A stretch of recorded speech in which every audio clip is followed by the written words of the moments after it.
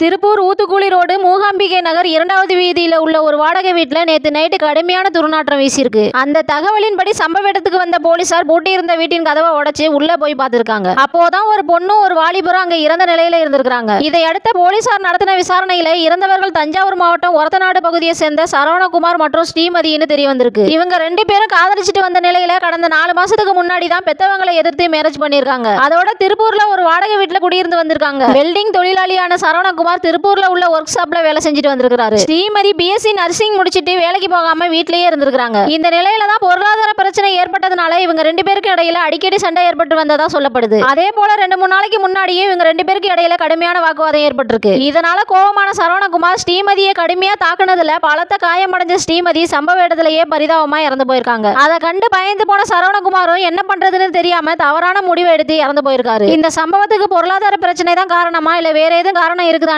பல கோணங்கள்ல போலீசார் விசாரணை பண்ணிட்டு வராங்க.